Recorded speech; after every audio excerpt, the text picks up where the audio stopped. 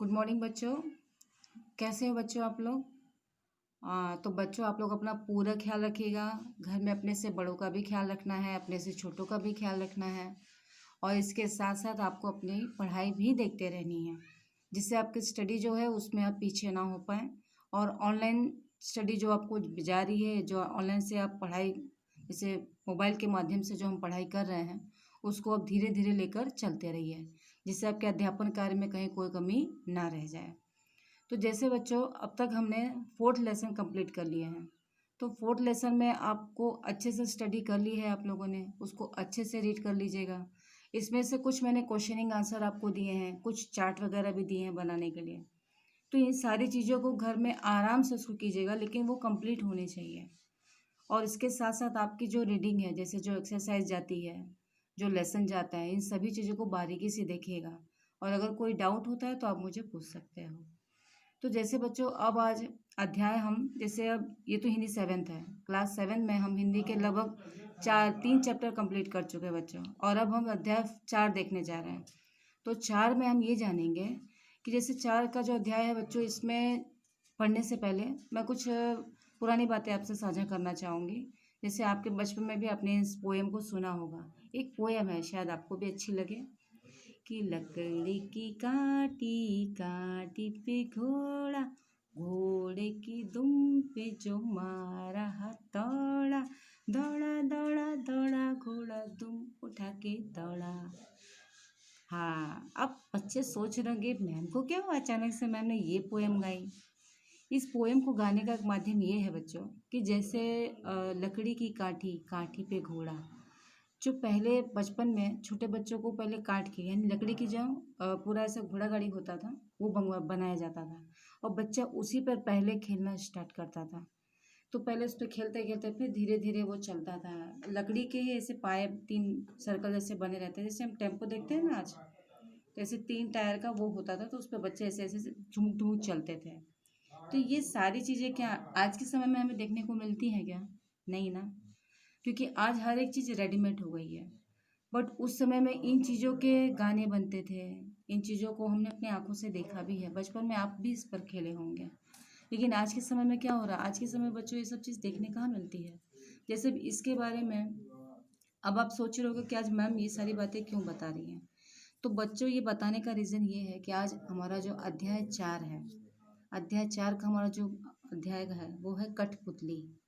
कठपुतली का अर्थ होता है काठ की गुड़िया।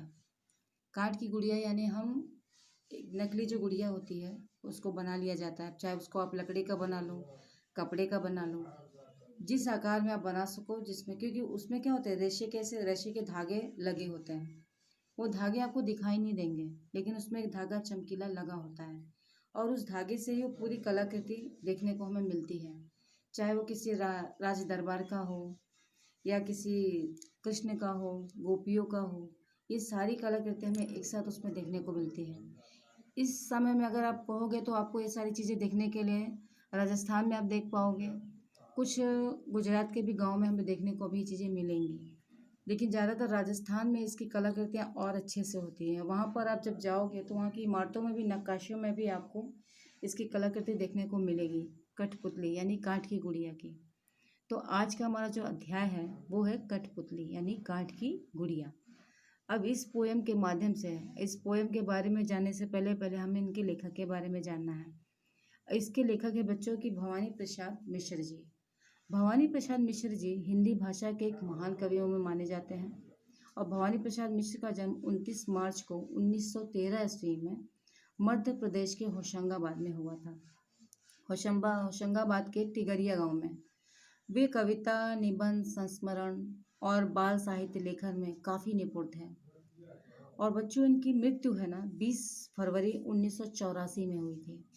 लेकिन इनकी प्रतिभा जैसे कठपुतलियों के माध्यम से नैसर्गिक चीज़ों में हमारी जो वो चीज पौराणिक ऐतिहासिक चीज़ें जो अब कहीं ना कहीं विलुप्त हो गई हैं, उन चीज़ों को जीवंत रूप में प्रस्तुत करना, उनकी बातों को दर्शाना, उनकी मनोदशा को व्यक्त करना, ये सारी बातें हम इस कविता के माध्यम से, और इस माध्यम से ये भी एक चीज़ है कि जब कठपुतली का जो जीवन होता है, चूँकि वो दूसरों के ही भरोसे पर चलती है, तो यहाँ पर एक कठपुतली ने अपनी मनोवेदना यानी अपने मन के भाव को व्यक्त करते हुए कहा है कि मुझे अब ऐसे जो मैं किसी और के ऊपर क्यों डिपेंड रहूं। मुझे मेरे पर डिपेंड होना है। जैसे अगर मैं आपको कहूँ कि अगर आपको सपोज एक समय के लिए, छोटे समय के लिए, अगर आपको मैं कहूँ कि आपको किसी का गुलाम बना दिया जाए और आपको उसे वो जितना कहे उतना ही करना है, जितना जाने के लिए कहे उतना ही तुम चलो, बैठने के लिए कहे तो बैठ जाओ, खड़े होने के लिए कहो खड़े हो जाओ। तो अगर ये चीज़ें आपके साथ की जाए तो आपको कैसे लगेगी? मुझे मालूम है अच्छी नहीं लगेगी ना। ठीक है, ऐसे ही बच्चों, कठपुतली में क्या हो रही है? अब कठपुतली अपने मनोवेग को यानी अपने मन की भावनाओं को वो साझा कर रही है और कह रही है कि मैं कब तक किसी और के भरोसे रहूं, मैं क्यों इनके बोलने पर इनके कहने पर चलूं और उठूं और बैठूं। तो इसी की प्रतिद्वंद्विता उसकी चल रही है, जिसको लेखन ने बहुत ही कविता के सुंदर माध्यम के द्वारा हमें बताया है। तो आज हम उसी कविता को देखेंगे बच्चों। तो आज का हमारा अध्याय है कठपुतली। अब आओ बच्चों इसको पढ़ते हैं।